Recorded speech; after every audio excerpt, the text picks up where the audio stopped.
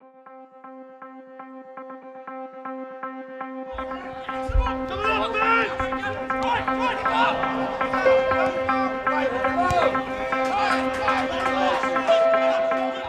come from a place called Hempstead in Hertfordshire.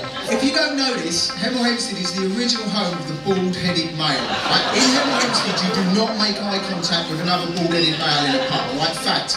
However, in Brighton, bald-headed blokes love making eye contact with you, Brighton.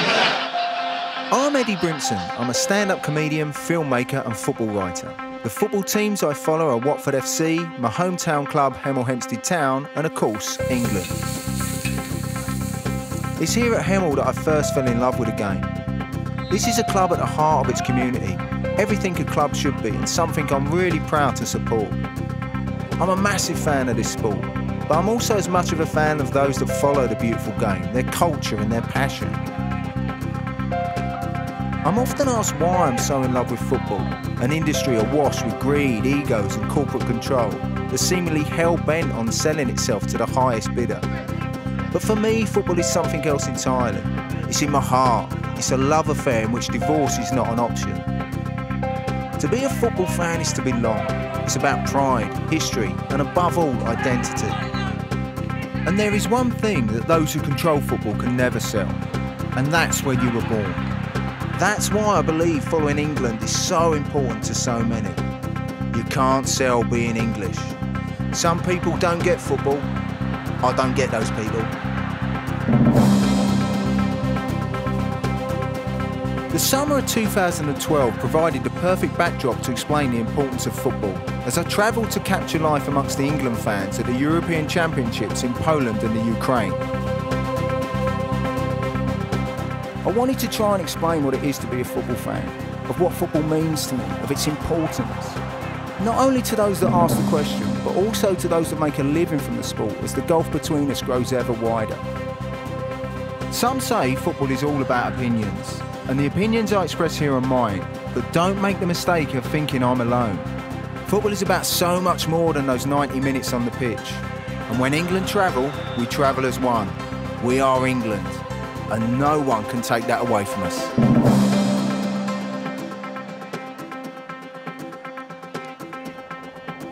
Major sporting events place the host nation at the centre of the world's attention and offer their people the opportunity to celebrate their nationality. And pride in one's nation is something I believe we should all celebrate. This train's cracking, look at this. Already bubbling up down here and miles away, 2.5 hour journey, 2 3/4 hour journey. All the poles have all got their gear on.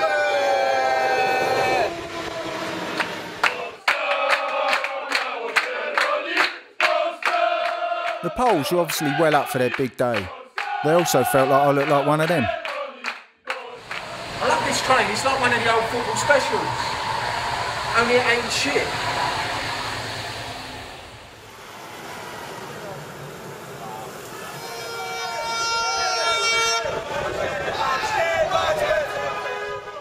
I wanted to get a real taste for what this event meant to the people of this proud nation. And so I decided to do a bit of couch surfing. I haven't got a clue what I'm letting myself in for. I haven't even seen a picture of the fella yet. Well, I've arrived in Warsaw and this is where we're staying tonight. We're hooking up with a guy called Christoph who we met on the internet. I'll be honest, it's a bit like a blind date. I hope you ain't too disappointed.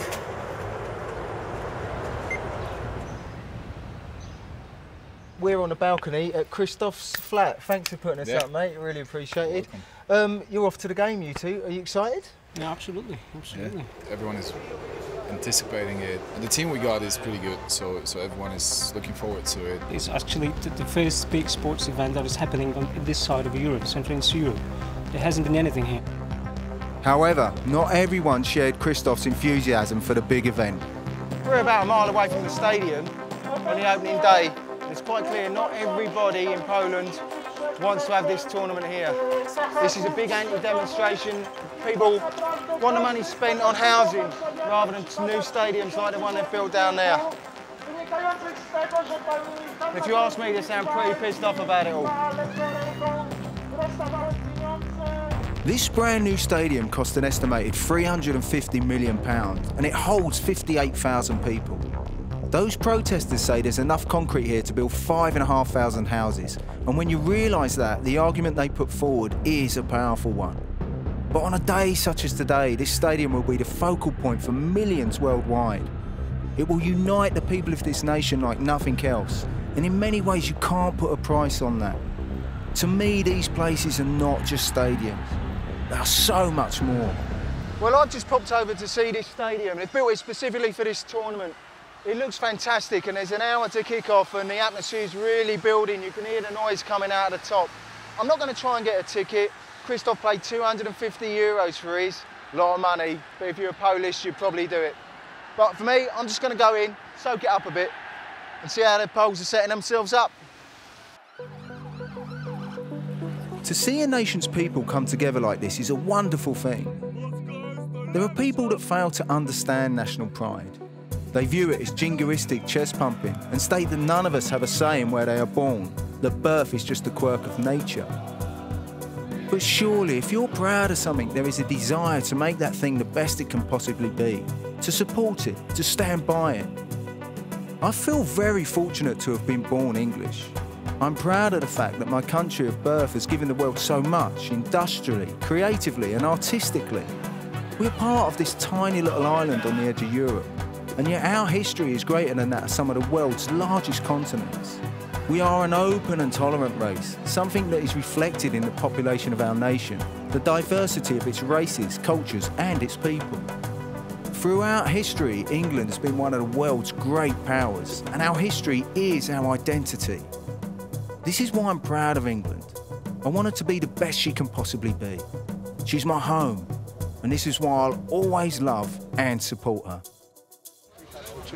No, 3,000 is free tickets. How much are the tickets, mate? Have you got some? What do you need, brother? You for sale? You for I want to buy. How much are they? 1,000. He wanted €350. I'm not sure how much the ticket would have been face value, but do you know what? That's the nature of the beast. I can't really have a go at touts. I've bought plenty of tickets off touts in my time. And to be fair, I'm going to need to buy a couple off touts at this tournament. Or hopefully find some England fans who are not prepared to try and rip someone off. But with tickets at such a premium, there'll always be someone winning the chance their arms. He's lifted his ticket. Thankfully, the police were right on top of it.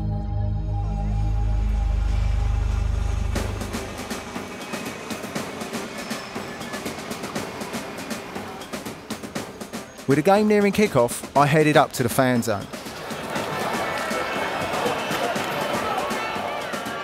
When people unite, as they do at football, that togetherness, that shared celebration of pride in who they are, their identity, it generates a very powerful emotion. And when you're caught up in the middle of it, it's hard not to get swept along. These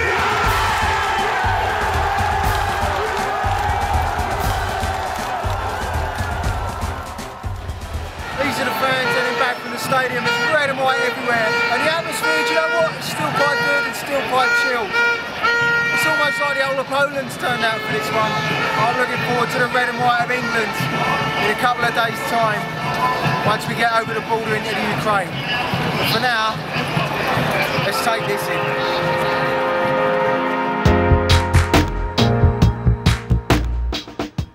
The power of football to unite people should never be underestimated.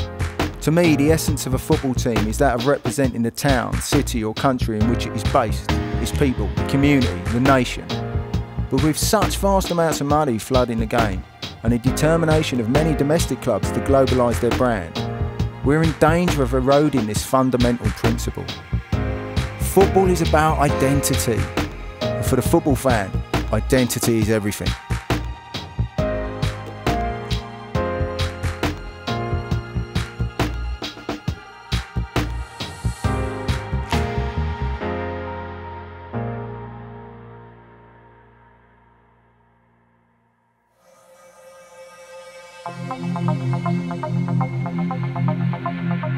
Prior to the tournament kicking off, both Poland and the Ukraine have been heavily criticised by the media. We'd had the usual tired stories of extortionate hotel prices, appalling training facilities for the team and lawless locals. Stories that would sit easily with any major sporting event. However, the cause of most concern was a BBC Panorama programme that had focused on the issues of violence and racism within Polish and Ukrainian football. Sickening footage of abuse targeted towards black players and of Asian fans being attacked had led the ex-England player Sol Campbell into warning England fans not to travel. No one could doubt the images shown, but I felt that tabloid journalism had taken hold of what was once a respected news programme, and that Panorama had set out purely to scare people rather than to inform them. To me, the programme highlighted the uneasy relationship many football fans have with the media, both here and abroad. And the locals, they had their own take on the British media. How does that make you feel about English fans like me? I would not have anything against the British fans because I don't think they're author of that. I would feel against the British media. I think there is just a business need to create something that, you know, creates tension and makes people read it and, you know, creates programs. And it's not just the football fan that is offended by such journalism. The man in the street also felt that a slur had been placed upon his nation, as we found out on our taxi drive home. He felt insulted, really, because he said that the media made animals out of us. And there's a saying in Poland that people are going to give you their shoes almost, you know, they're going to be, you know, they're going to invite you to your home, they're going to give you everything they have in the fridge, even though they're not going to be able to eat for the next weeks. Media don't focus on everyday people, and everyday people make up the country.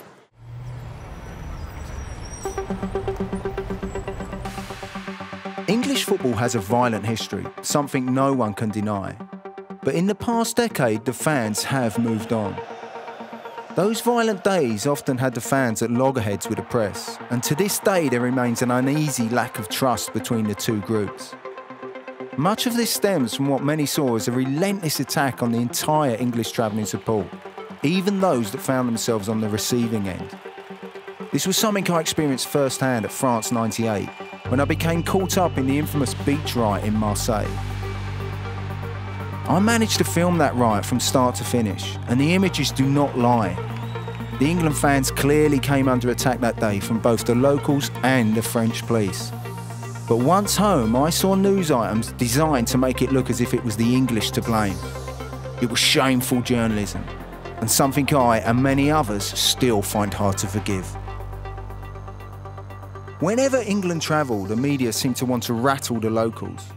But my mum always told me that if someone invites you into their house, you never take a dump in their sink. It's good advice. Advice I feel our press would do well to take note of. But they're not the ones who are left to deal with the image they create. It's us, the travelling support. To be fair, if you was a black or Asian fan watching that programme, you would be a little bit bothered about coming out. I'm mixed race, right, and every single person I told I was coming out of it made a joke. You're not going to come back alive, right? And You just got 10. no, but well, that's it. I am. No, but go on. But that's the point, is that everyone made that joke. So that's one of the most powerful bits of TV I've ever seen.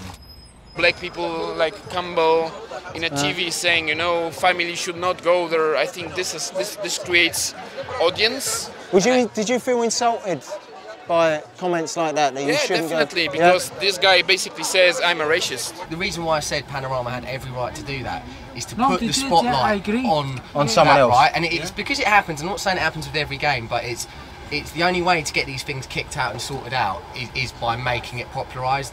British media is great for that because we spread it around. Now the problem is obviously I think there's a lot less fans here as a result.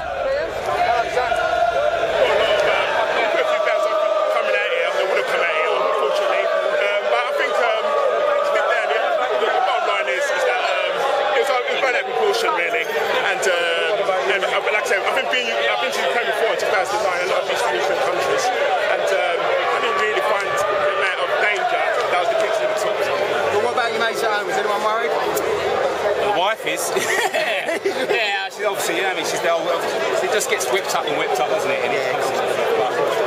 No, I mean, we've been going for years, so. We'll do what we want, we'll do what we want, fuck off Sol Campbell, we'll do what we want. Now, I'm no fan of Sol Campbell, but for me, the real target of the England fans should have been the makers of the Panorama programme and not the player.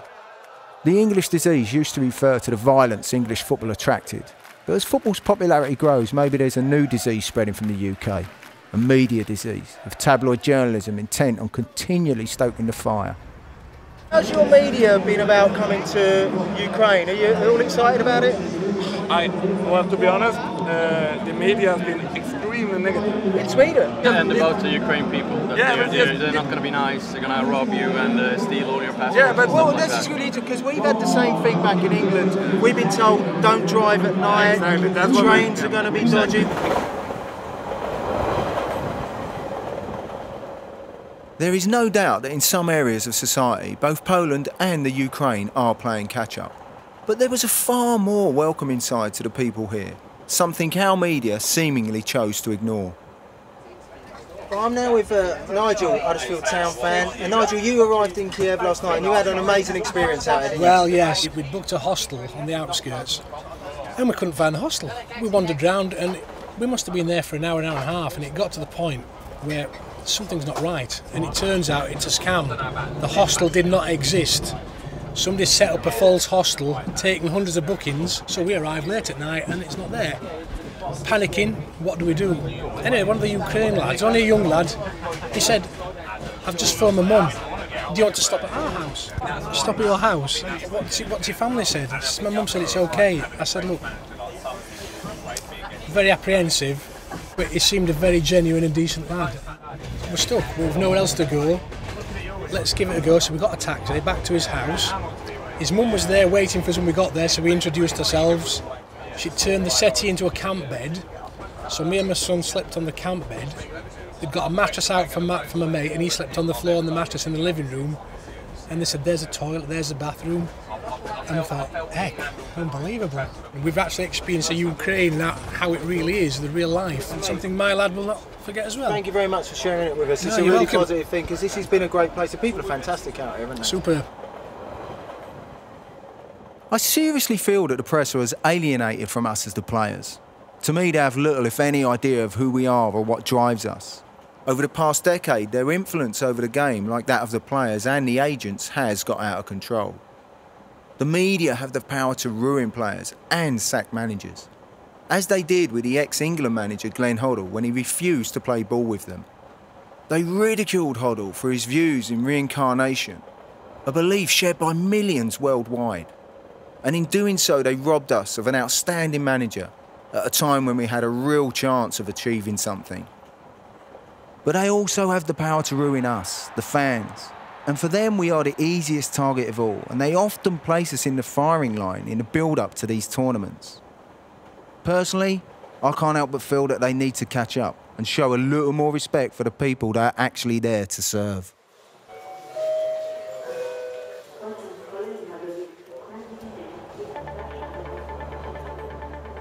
Following England takes you to places you'd never otherwise get to experience. And for me, the rail network always provides the best option. The travelling is a massive part of being a football fan. The people you meet, the experiences you have, the hardship. People don't see this, but it makes getting to the game even more special. It adds importance, and I suppose in many ways it's a badge of honour, a testament to the lengths we'll go to support the team. And when you travel, you educate yourself. You get a feel for a country, its people, and its history. Looking at these tracks here in Poland, I can't help but think of their dark past, of the Nazi death trains that carried so many to their end. It's a sobering thought.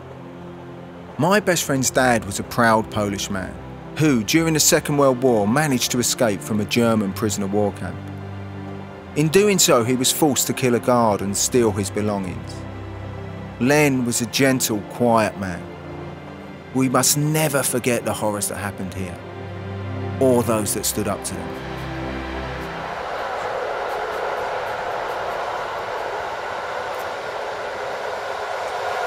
Well, this is our home for the next 18 hours.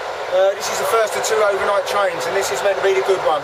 3 beds, bit of a stain on that one, so one of the others can be up there. Mini bar, with nothing in it. And it looks like someone's nicked the telly, so we're going to see if there's any Scousers on board.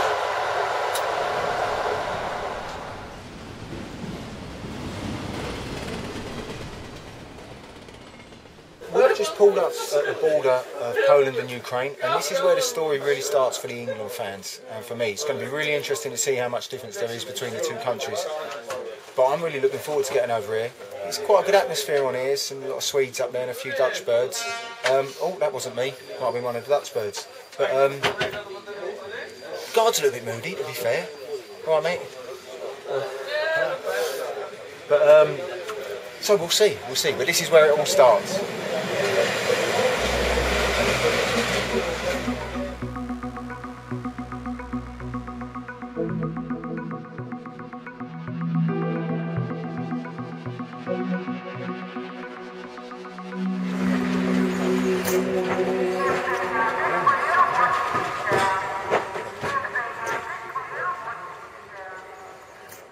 This is the border crossing at Yagodin, and my first taste of the old Eastern Bloc. And it was to provide one of the most surreal experiences I've ever had following England. We've pulled into a train shed halfway between Poland and Ukraine. They're lifting the train off the wheels so they put another gauge on. There goes one now.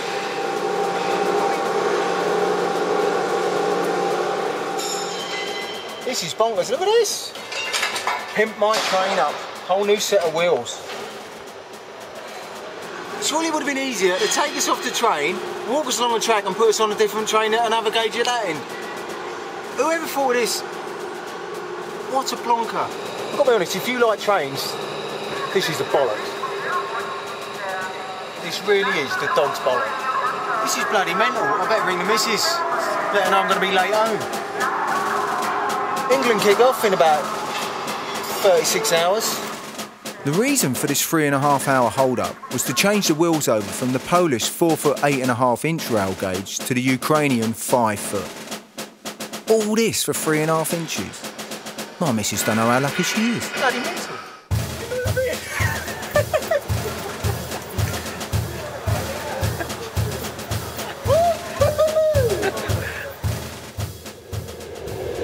It's been a long old day, and we finally got on the move after about 3 hours stuck at the border changing them wheels, right pain in the arse. You know what? Now to top it all, I've got some guy next door playing some horrible disco music right in my ear, so I don't know how I'm going to get any sleep. But it was a little bit moody at the border, so my first impression is, don't come here.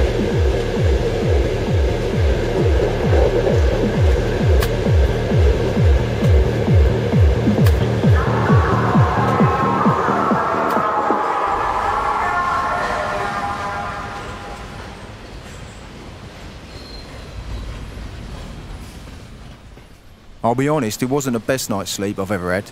And once that bell end turned off his shitty music... You seem to stop every hour at some station where there was... It's almost like someone put a loudspeaker in your ear hole and started talking in Ukrainian or whatever it was. Wakey wakey! Don't go getting any sleep. And this is meant to be the good train.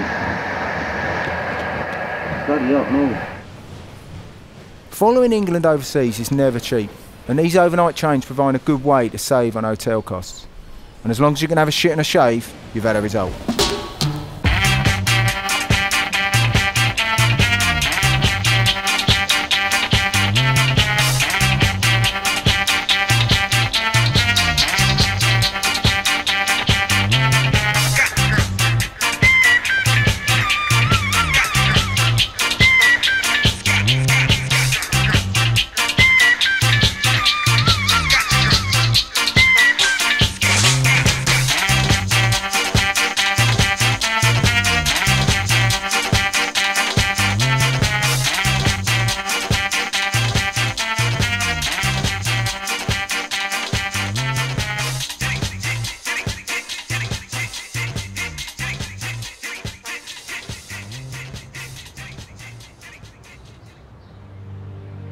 The Ukraine is known as the land on the edge. Here the East, the West and Asia all meet.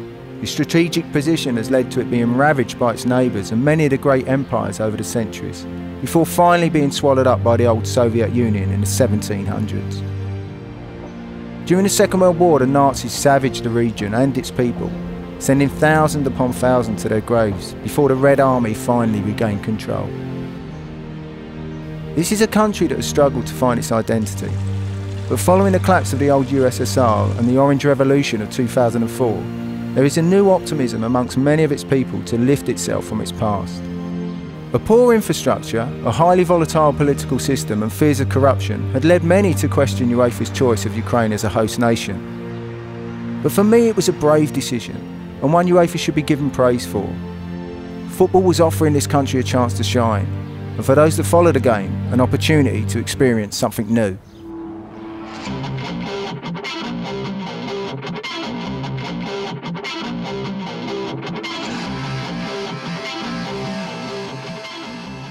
Kiev looks fantastic, but I've got a second overnight train to catch, the one that will take me east to Donetsk, the city where England was to play their opening game. God knows how I'm going to work that out. We've had a look at this train, it's proper cattle class. So this is going to be a long journey, this one. Right, here we go, follow me on this. It's 13 and a half hours.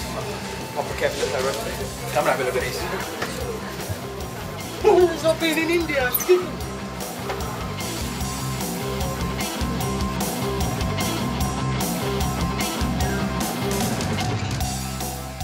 And we thought the last train was rough. This one's a proper carsy. Jesus Christ. Now, I've been told there's quite a few tickets on this train. There's a lot of England lads on here, so I'm really hoping that I can sort myself out for the first 2 games. If I do that, I can relax. I'm so pleased I come out to Ukraine. People who stayed at home, you're really missing out. We'll try and get some stories on here, see what other people have got to say. No matter what happens on the field, the people I'm going to meet are going to be fantastic. For me, there's always an added challenge when following England, and that's getting older tickets. And it's a challenge to prove those that control our game wrong. You see, I'm no part of the England Travel Club. I never have been. I see no point in laying out money for nothing more than the chance of getting a ticket. I've always travelled without tickets, and I've never failed to get one. Well, have a look at this. I'm on the second train down to Donetsk, which we thought was going to be rough, but do you know what? It's really good vibes. A lot of England fans in here. Last week we hooked up with some England fans. Great lads over there. We're going to have a word with them later. But been on here about an hour. Look at those. 2 tickets. Ticket for France and a ticket for the Sweden game. How easy was that? I had more trouble getting tickets for the darkness. What a result. I'm sorted all the way through now, so pressure's off. I think I'll have myself a beer and relax. Fantastic.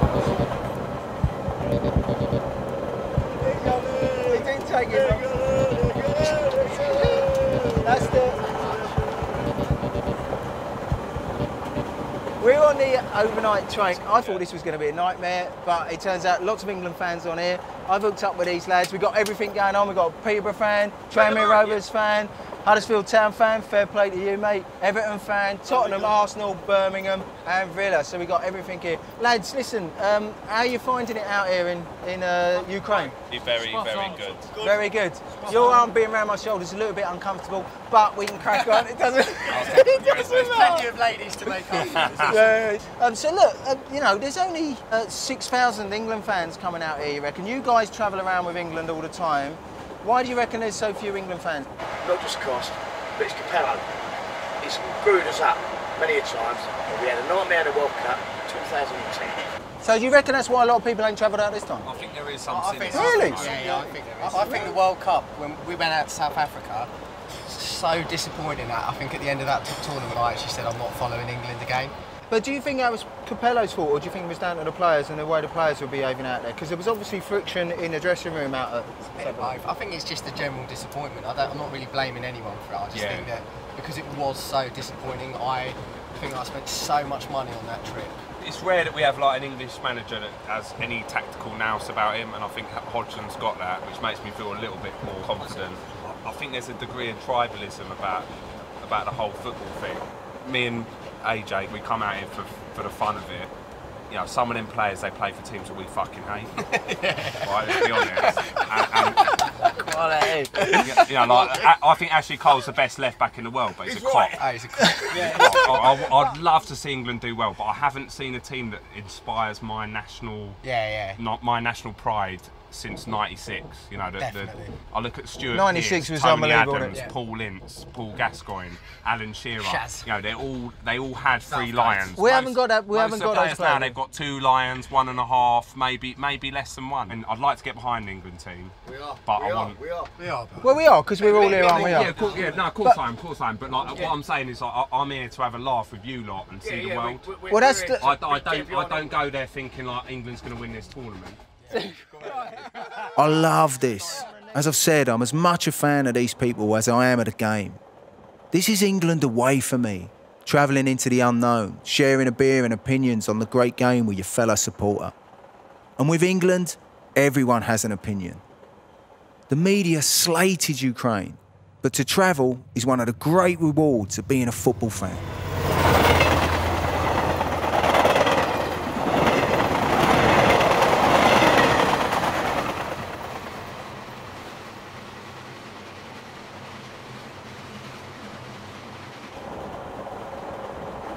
I'm trying to get my head down on the train, take me down to Donetsk. It's been a great day today. Kiev was fantastic, and met some great lads on here as well. Whether I'm going to get any sleep or not, I don't know, but I can't wait to get down to. What's going on? I can't wait to get down to Donetsk and see England finally kick off at the Euros 2012. Whether I'm going to get any sleep with this, like, Lord only knows. Look at this flag. Look.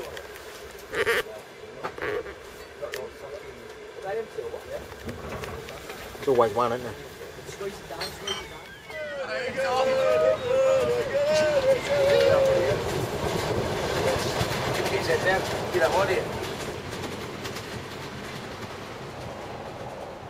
This proved to be a rough old night. We'd all had a drink, but Peterborough pissed off just about everybody until some old Ukrainian fella in his pants tried to throw him out the window. The guards even threatened to take his passport off him and drop him off at the next pig farm before he finally bailed and gave us all a break. Still, it's all fun and games, eh? Well, we've landed in Donetsk. A lot of England on that train. We weren't too popular with the locals. Made a lot of noise during the night, to be fair, but we're here. I've got my ticket. Let's get up there, dump the stuff off, get out in town, and get cracking. It's going to be a good day today. Lovely weather. It's only 6 in the morning. Look at this.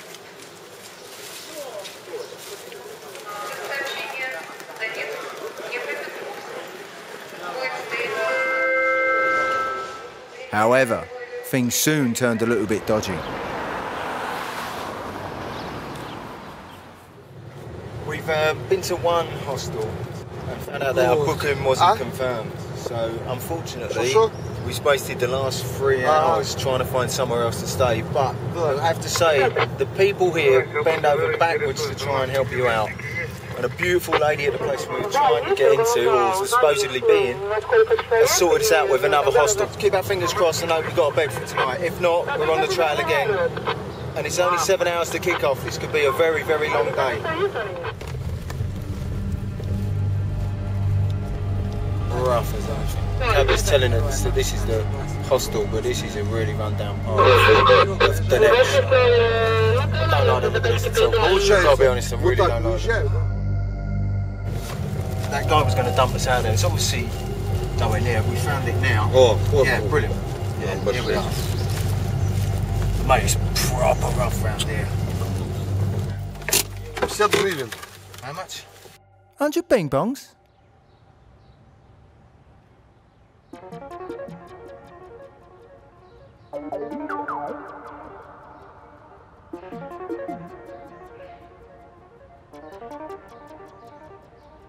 I can't wait to send the missus a postcard of this place.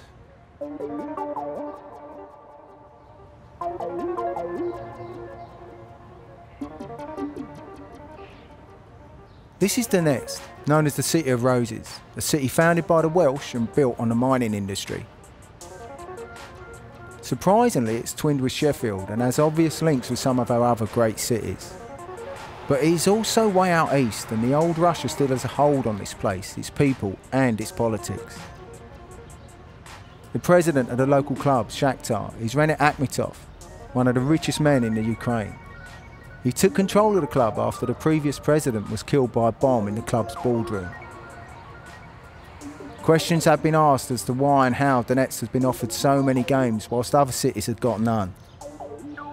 But as I've not packed my tin hat, I'll leave those questions hanging.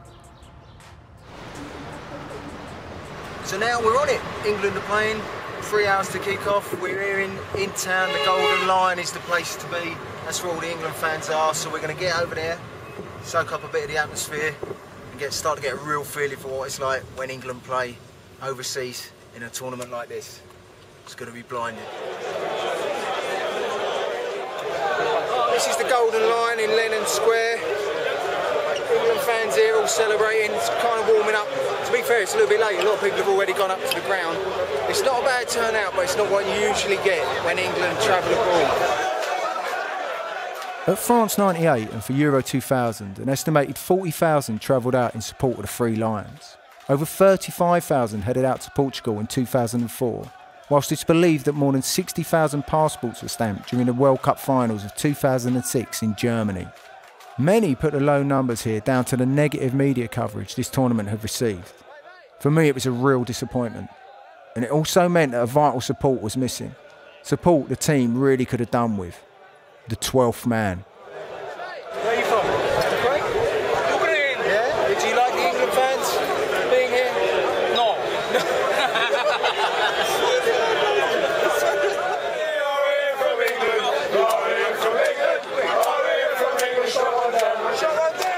And he wasn't the only one not keen on the English being in town. These guys here, just crossing the road, just called it on with the England lads over here. And I wouldn't be surprised if we'd be seeing them again when we come back to Donetsk for the Ukrainian game. They've obviously come here, suss it out. A little bit moody, that.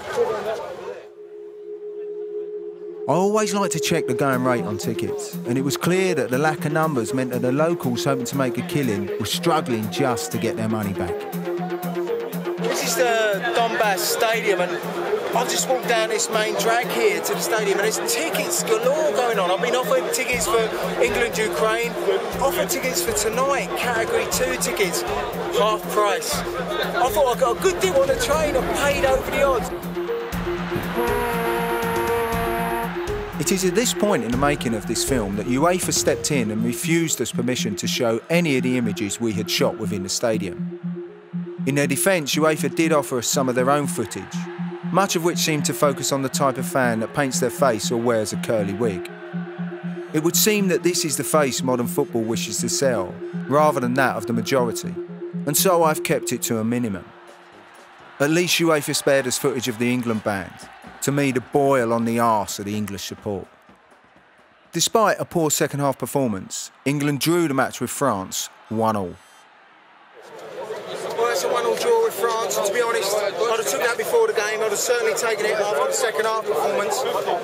We're going to head into town, have another beer. There was a bit of a weird vibe around the Golden Lion earlier, but we're going to go up there and see what happens, and hopefully it'll be a nice, calm night. Thankfully, there was no sign of trouble as the Ukrainians went about celebrating a surprise win over Sweden. And once again, it became clear just how closely this country is linked with Russia as fans flew the national flag of both countries.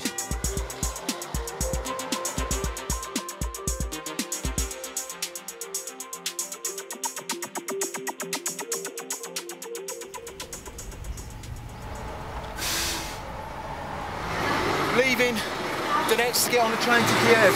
Thankfully, we got one with air conditioning because it is bloody roasting here.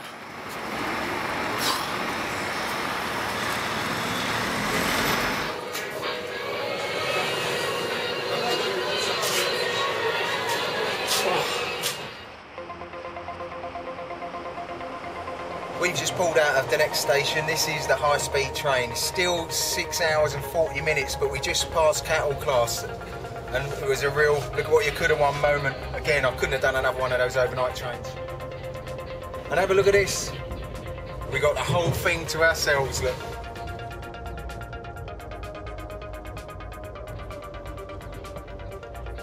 No bugger on it. This price is mental. These new high-speed trains were put in place at a cost of over £200 million. But with much embarrassment, the project wasn't completed until after the tournament had kicked off. The Ukrainians also did little to publicise the network once they did get things up and running, hence the empty carriages. It's really boring on here. If ever there was a clear indication that Ukraine wasn't fully prepared for this tournament, these trains were it. 6.5 hours on my own. I'll go nuts.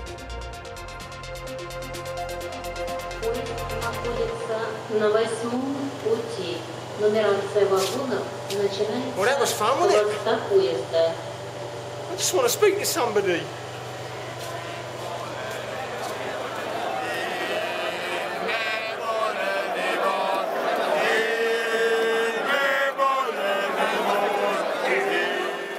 Whilst the English were forced into travelling huge distances, the Swedish support were lucky enough to be based in the city of Kiev throughout the opening stages. They even had their own bar in the fan zone, paid for by an ex-player. The bar became the focal point for the Swedes who, like the English, love a drink and a sing-song. And once the English began arriving in town, the two came face to face for the first time. And let's be honest, there's no point in turning up if you're not going to let them know you're there.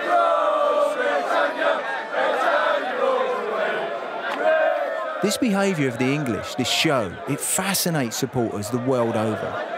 Whenever England travel, the locals turn out in numbers to view the spectacle of the English on the jolly, the animals in the zoo.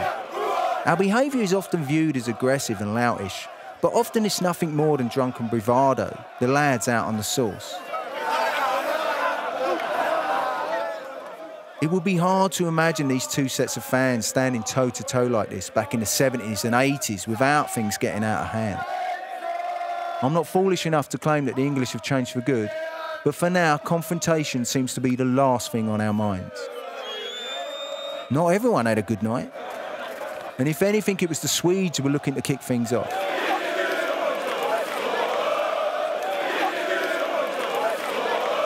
But thankfully, divine intervention stepped in and rain stopped play.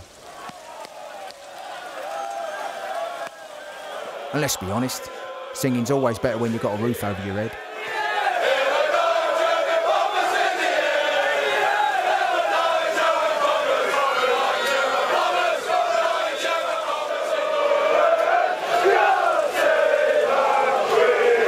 I ain't scared of a bit of rain. I like the Swedes, look.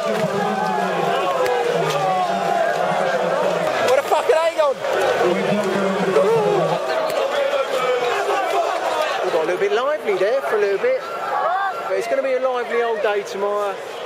It's going to be a lively old game. Come on, England! Tomorrow's another day.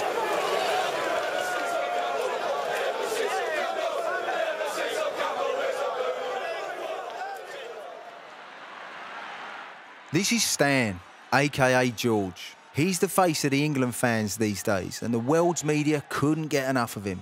And if anyone was putting a positive spin on the English support, it was Stan. When you're abroad, you're a family, you're together.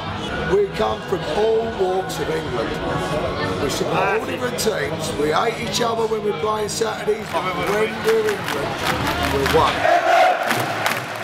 Singing your heart out is one of football's great joys. This is how we show our support, our devotion and our belief. This is how we connect with the players and each other.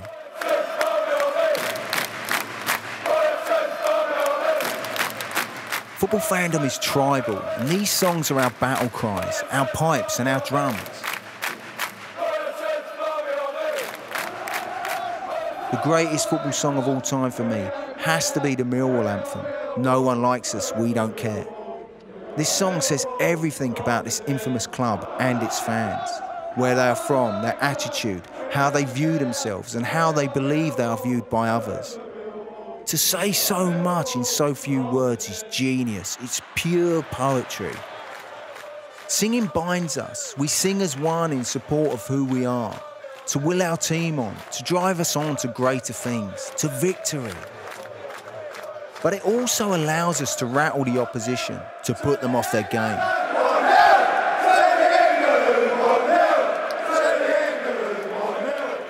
Songs such as 10 German Bombers are so loaded.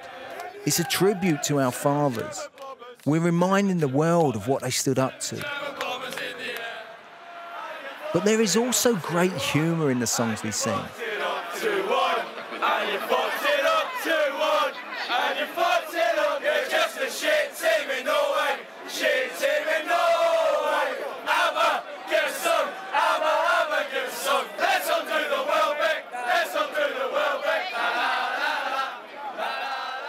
And their immediacy also allows us to target individuals and to express our anger.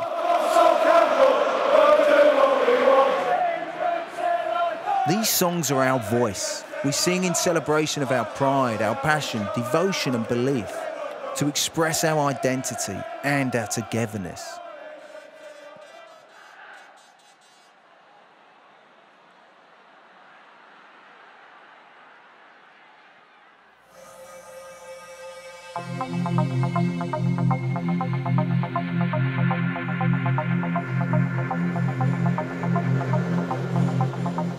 I'm walking over to a place called the Kiev Beach Club. This is where all the Swedish fans are staying. This looks like it could be a right laugh. Blåsa, blåsa, blåsa, blåsa, blåsa. Här har ni landslaget gör mål. Röven full med tvål. Helena kör med koll. It's like a big fat hairy Swedish Glastonbury. It's a great vibe here. Tell you what, I can't wait to get to the English camp. It's going to be brilliant.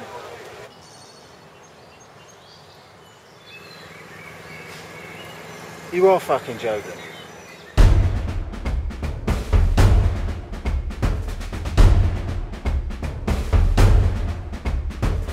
Well, I've just arrived back at the fan zone where we all were last night, and this is the scene tonight. Look at all these right old Bill. Now look, you can see they're all lined up, they're facing the English fans. That's the picture you're going to see in your papers tomorrow morning.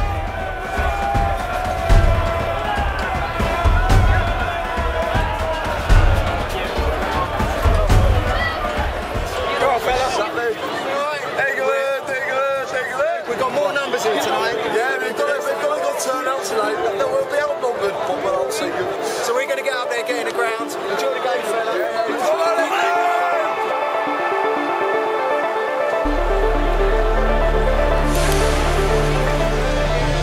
It's a rocking atmosphere.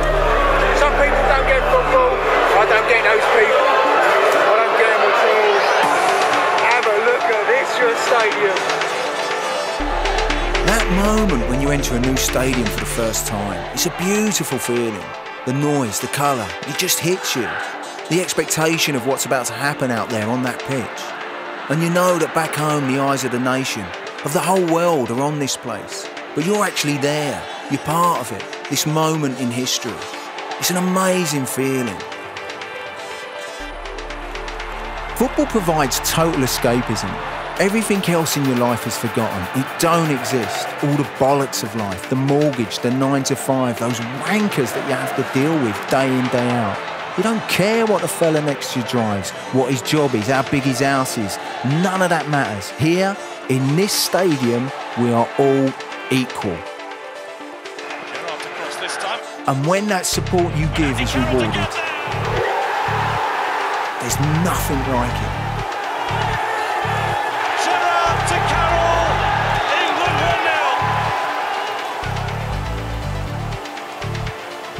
But football does have an habit of kicking you in the nuts.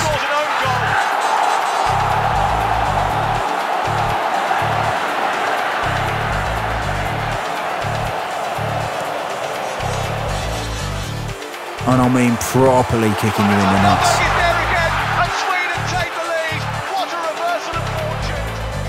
These are the highs and lows that make the beautiful game so special. And every now and again you get a game that gives you everything. England v Sweden in Kiev, that was one of those special games.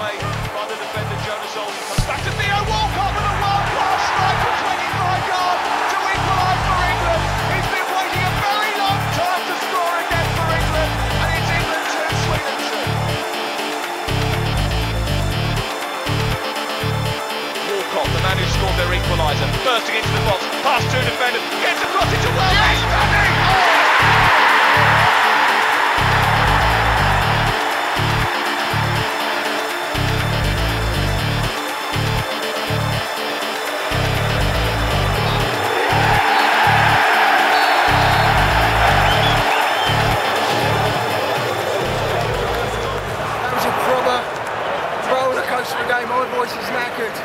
shit games you go to, all those horrible away trips, all the shit trains you put up with in places like this, the crap rooms, the non-existent rooms.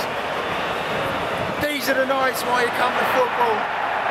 Mate, he's going to be so many pissed off Swedes. I don't give a shit about them. England fans, tremendous, so outnumbered. I think he fired us up to make even more noise. Really proud tonight, really proud. I need a fucking pint. My voice is angry.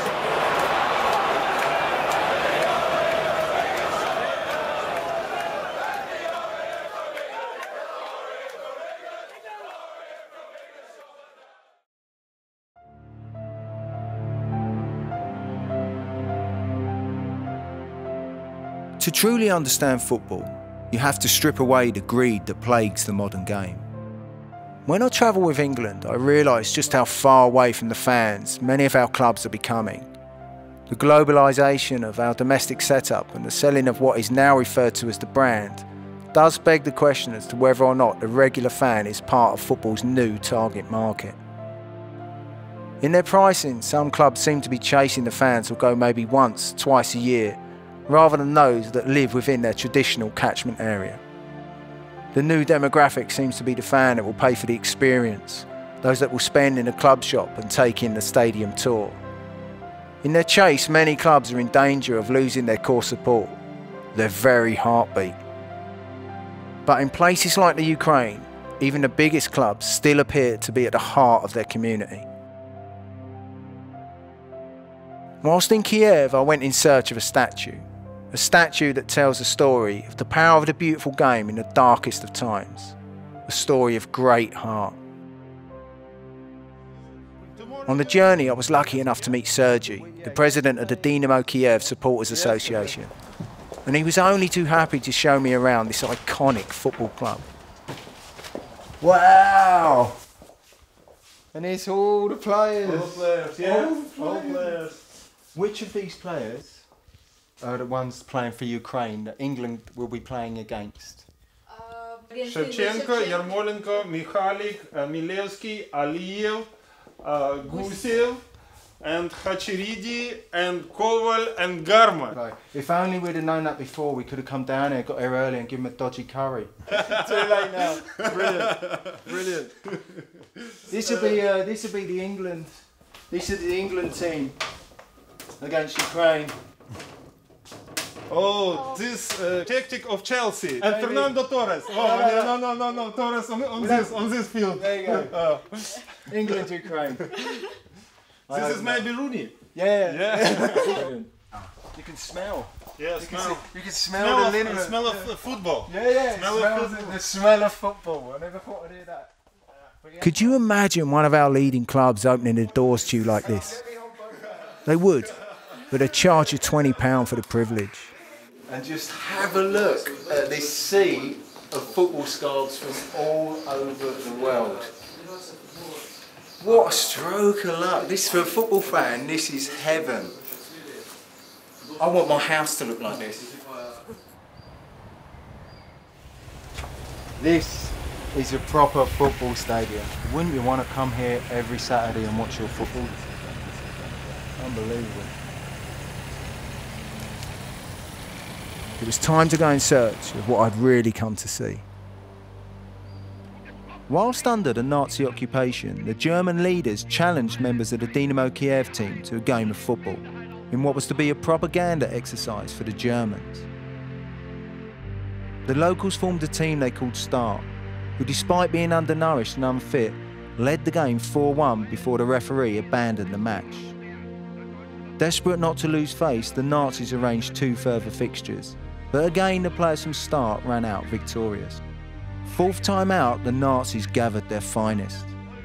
They also ordered Start to lose, but with pride in their hearts, the players refused to lie down and won yet again.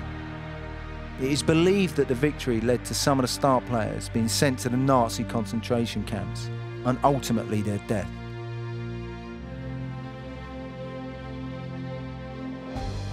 This statue commemorates the sacrifice those players made in standing up to the Nazis. Their dedication to the badge and a belief in what they stood for is a lesson to us all. This is a story that led to one of the greatest football films of all time, Escape to Victory. However, the truth behind this statue tells a far more powerful story.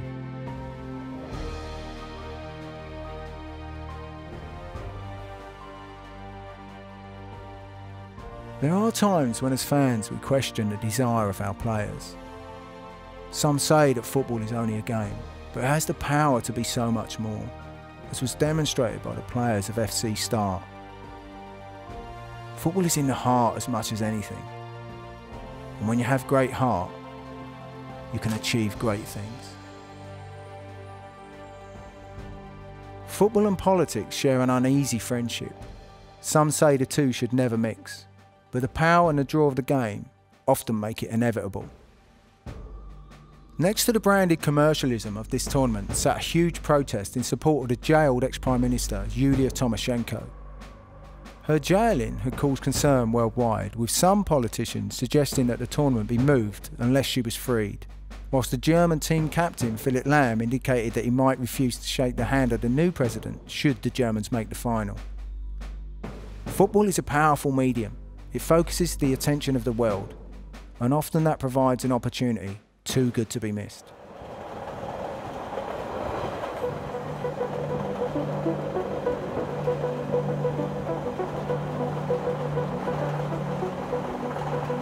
Back in Donetsk, let's get a cab, get ourselves settled in. The only bit of Ukrainian knowledge they need to know is it's going to cost 100 bing bong. You don't know?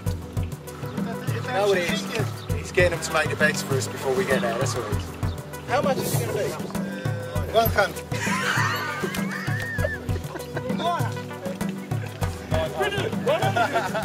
Told you. You're okay. All that's for 2 quid.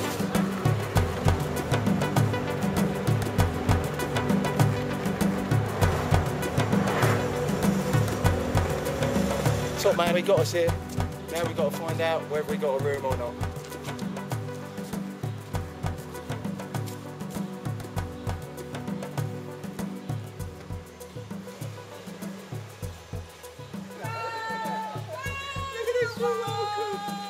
Mama's in the house!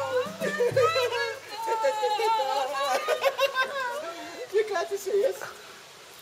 No. Here we go.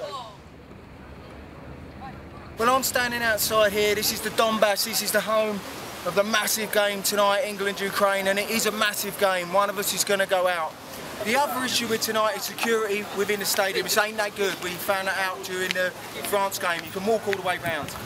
Now, we got 3 tickets. 2 we got back in the UK, and 1 I had to buy out here. That other one is in the Ukrainian end, and guess who's got that? Yours truly. So do you know what? I better start going making friends with people. Hello, mate. Who do you reckon is going to win this evening? England, Ukraine? We'll beat you tonight. Well, he's confident. Are you going to the game or not? All right, they're not all confident. Getting tickets for these games is always an issue. England normally travel in huge numbers, and yet we are usually offered the same amount of tickets as countries like Italy and France, who often struggle to sell their allocation. This forces the English onto the black market, which in turn leads to segregation problems, as more often than not, fans end up in the wrong section.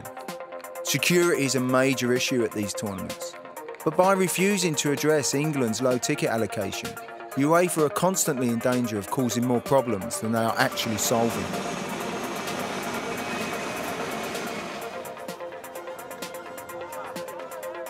Look at this guy, he's looking forward to it. Looking forward to it. English, Yeah, what's going Beckham, to be the score? Rooney. Oh yeah. Once again, we are unable to show our footage from inside the stadium. But England got the result they needed to set up a mouth-watering quarter-final with Italy in Kiev. That night, we not only qualified from the group, we also knocked the Ukraine out of the tournament. And remember, for the media, this was the nightmare scenario, and yet nothing happened. Maybe the Ukrainian and the English support are due some credit for that. I can't believe this. Not 200 yards to the ground. Saw another Watford fan. He's staying over here. I said, my biggest worry, we've got to get a ticket. I got one. I'll save it for you. See you in the fan zone in Kiev. Sorted already.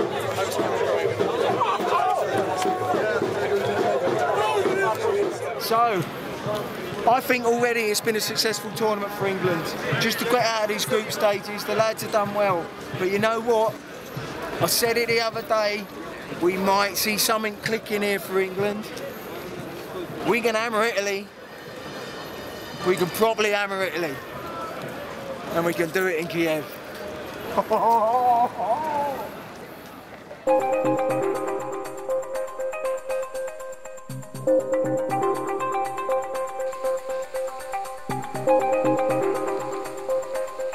Going to this train station. Не понимаю. Oh, choo-choo. Do you tell her? ЖД, вокзал, паровоз, туту. How much is it going to be to the train station? How much? How much? 100 bing bongs. This is hard work, sometimes.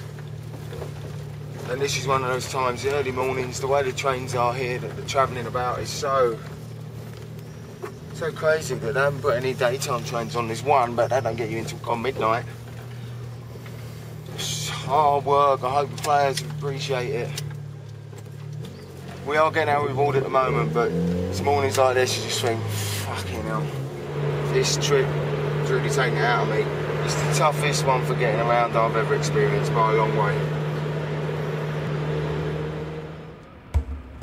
I think it's hard for the players to understand the lengths that we go to. Football is a very different beast to them. For us, it's an obsession. For them, it's their livelihood. It's all about winning. Money has driven a huge wedge between us. Long gone are the days when you might bump into a player in the chip shop or the local supermarket. Previous egotistical infighting within the England camp has led me to question whether or not the players have any understanding or respect for the fans of what we go through. It has come across at times as if certain players feel they are doing us a favour just by turning out, and that an England call-up is seen as a way of upping their price tag rather than pride in the shirt of what it represents. England used to mean everything, but not anymore. We have so many foreign players and owners in this country now. They don't care about England, and why would they? They want club success. England means nothing to them. This to me is just another indication of the division big money has brought into English football. We now have a manufactured ideology of what success is. Success of the individual over that of the masses, of the nation.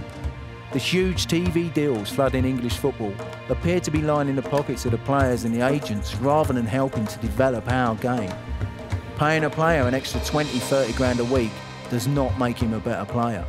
It just diverts money away from the future, the next generation of English player. For a fan of England, of English football, that is hard to take.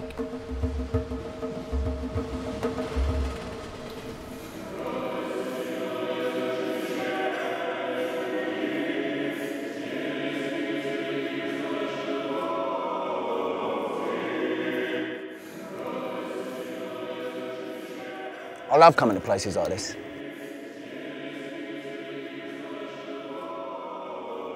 Walking into a football stadium for me is like walking into a cathedral. So much faith and belief invested in those buildings, and the same for football stadiums. Football's a religion. We invest so much in it, all our hopes, our dreams, our prayers, and the faith and devotion we show to our clubs. I've certainly prayed more in football stadiums than I've ever done in a church.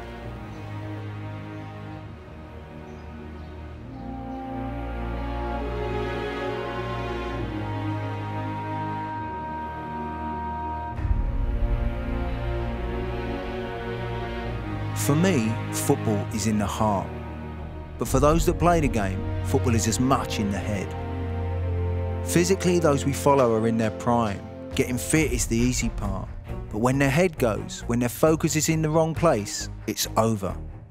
You see it, the famous days when the underdog turns over the big boys, who clearly think they are too big to be sharing the same turf with lesser mortals. If the mental side of the game is in place, then any team can win. If the manager can control the minds of his players, then anything is possible. As fans, we want to see the same heart, pride and desire we carry with us. This is all we ask from our players. If they show that, we'll give them 100%. If they turn up, we'll sing our heart out. And we can all leave the stadium with our heads held high, proud of who we are. As fans, we live for that glorious day when everything comes together. The day everything clicks. The physical, the mental, the ritual, pride and the passion. This is what keeps us going week in and week out. Football is all these things. This is why it's so much more than a game to us. And when that day comes, when the fans and the players share those beliefs, then everything is possible. We could be champions.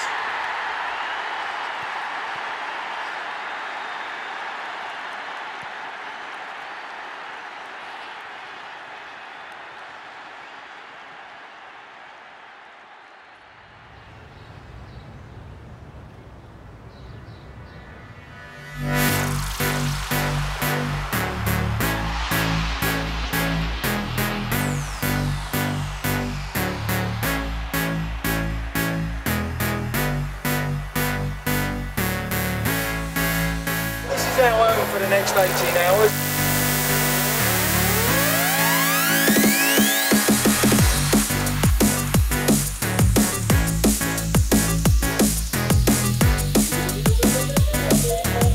Stop being in India.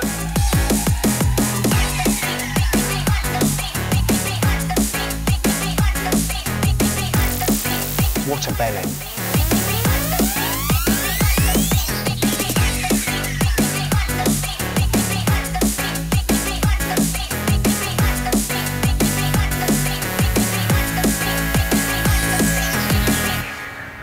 Italians don't look like they used to, do they? I've just gone to pick up the ticket I was promised after the Ukraine game. It's £150. For someone in my situation, this is where you have to make a call. I think that's a bit too much for this game, considering how many are out here. And I've seen lots of people trying to flog tickets. They're asking double price, but that's going to go down, I'm certain of it. So I've passed it up. Could be risky. I might be cutting my knob off here. And then I got one. And he was asking way over the odds, but I slowly but surely beat him down. 2 tickets, yeah. But I've taken a punt, and it is a punt, because the tickets for this game, all the ones I've seen, are 40 quid. 400 bing bongs. This one, I'll show you, is 200. So that could be a bit risky. They're telling me it's 200 because it's restricted view. They were tickets that were only on sale to Ukrainians because the wage here is so low, it gave them an opportunity to get into the stadium. Now that I've got my ticket, I need to go and search for that little bit extra that will give us the edge.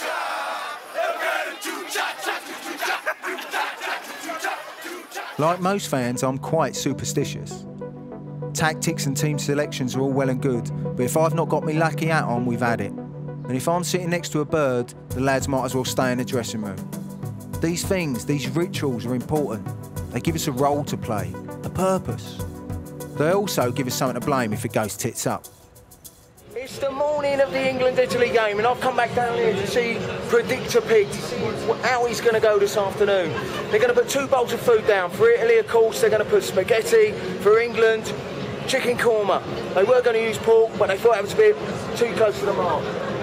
I've been a vegan for 17 years. I hope I get my karma back here. If I don't, I might have those nads for breakfast. With us starting early, fella, how do you think we're going to do today? Today, I think we're going to win. What score? 1-0. 1-0, that'll do, won't it? Might go penalties, though. You might go, oh, don't say that. Here we go, this is it, this is it.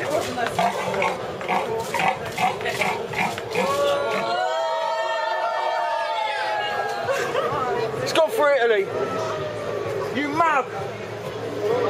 The pig's crazy. The pig is crazy. What a mug. He's gone for Italy. That's right, but there's only one gone for Italy. Yeah. He's mugged us off. I'm not having that. You mug.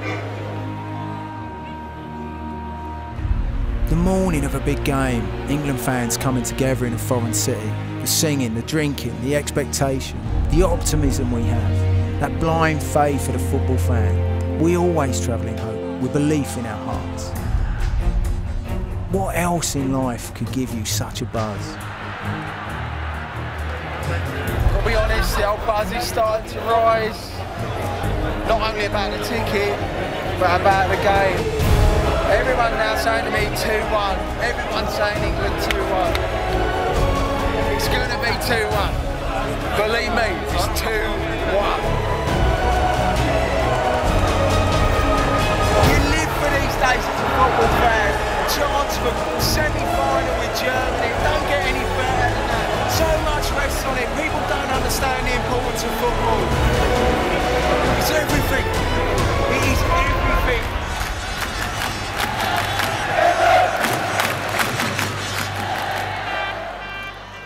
People often say that football fans are deluded, but they are missing the point. A fan, a proper fan, is a fan for life. It's in the blood. You see, football isn't all about winning. It can't be, and we understand that. But never confuse delusion with pride when talking about football fans. Delusion is when you believe you are right no matter what. All the evidence says you're wrong, but you won't have it.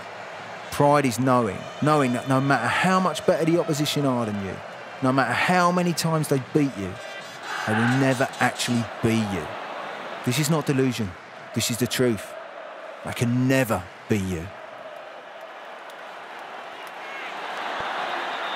This means that Alessandro Diamanti has the chance to send England out of Euro 2012. He steps up, left-footed, and sends England home. Joe Hart went to his left, but Diamanti went straight down the middle. Italy score the final penalty.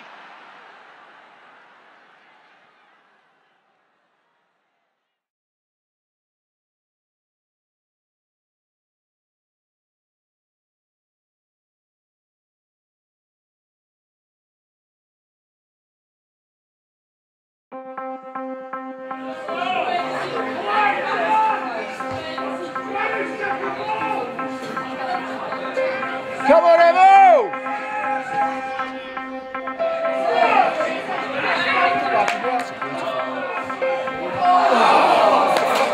Well done, lads! Come on, Emo! After coming back from following England overseas, to come back to a place like this is really important because it reminds me of what the football club is all about. And with the money in the game, people often wonder where the football fan is going to be left. And the truth of that is a football fan is going to be left exactly where I am today, standing behind a goal on the terraces, because we never change. Players come and go, and the money one day will come and go. Football might well eat itself. I believe there is a movement among fans to get football back to where it's meant to be, at the heart of its community. Huge wages for players are pushing the price above the turnstiles skywards, and this is driving a wedge between many clubs and their core support. Football now seems geared towards the money, the occasional fan, and this is why I believe clubs such as this are so important. Whenever that ball hits the back of the net, the feeling is the same for me, be it watching England, Watford or Hemel Town. I love football, and for me it's the fans that make it so special. The fans are the lifeblood of this sport. Without them, football is dead. And yet with them, football is beautiful. But these clubs will always be here, and even the clubs that are against the wall, supporters will rebuild their club. No matter what happens, they will get behind their club. And that's what being a football supporter is all about. And that's what football's all about. It brings people together, and it gives you some fucking great moments and all. Whoa! You fucking score.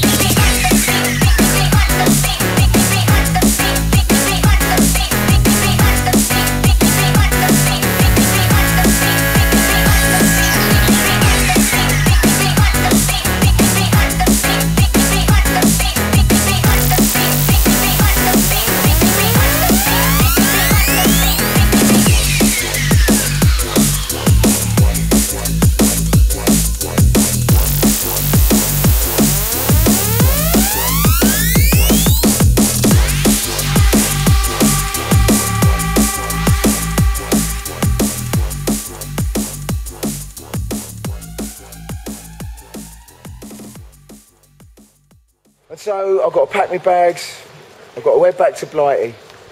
But before I go, there's one final thing I need to do here in Kiev, and it's this. I need to get hold of that effing pig.